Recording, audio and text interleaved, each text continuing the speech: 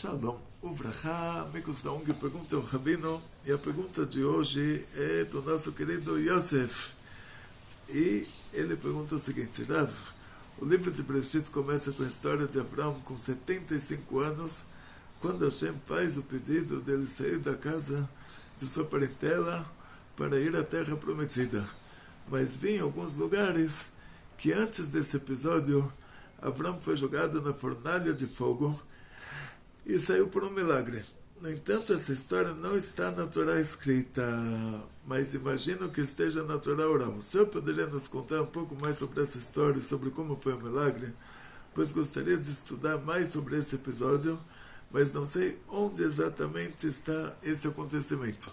Então, esse acontecimento se encontra no final de Parashat Noach, que a Parashá nos conta, uma Parashá nos conta sobre 10 gerações. Da mesma maneira que Parashat Bereshit, do Adão e a Eva até o Noach, foram 10 gerações. Parashat Noach, do Noach até Abraão, foram 10 gerações. E no final da Parashat de Noach, ele diz: Ve'ele toldot Terach. Esses são os filhos de Terach. Terach holidet Avram, et Nachor, et Aram. Terach teve 3 filhos: Avram, Nachor e Aram. Aram holidet Lot. O Aram teve um filho chamado Lot. Vayamat Aram al pinei Terach aviv. E morreu o Aram na frente do Terach, seu pai. E onde foi isso? Be'eretz moladató, be'ur kasdim. E agora, esse assunto está muito resumido.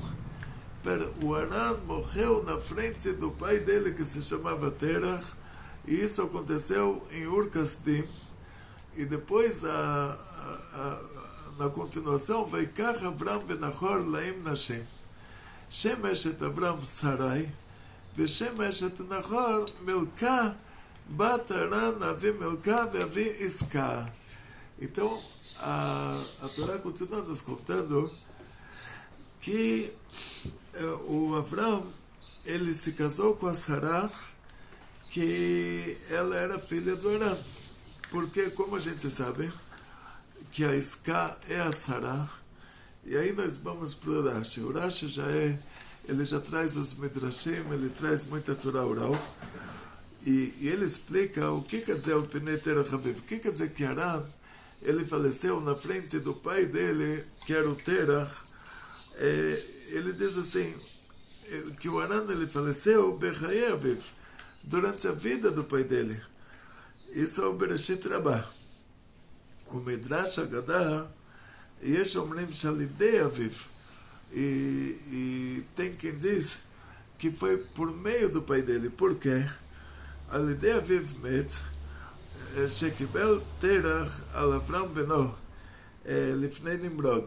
Que o Terach, ele foi dedurar o filho dele, o Avram, para o Nimrod. O que o Avram fez para ser dedurado para o Nimrod? Al Shektetet Salmav, o Avram Avinu tinha uma história que ele quebrou as estátuas do Terach. Como aconteceu isso? O Midrash nos conta que o Terach viajou e deixou Avram responsável pela loja de estátuas.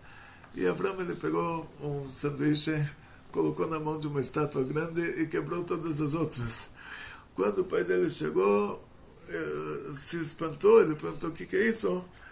Avram falou: eu levei um sanduíche para as estátuas e todas elas se bateram, todas elas se quebraram, só essa mais forte e a maior, ela pegou o sanduíche para ela, ela quebrou todas as outras. Aí o Terach falou: essas estátuas não se mexem, não enxergam, não ouvem, não nada.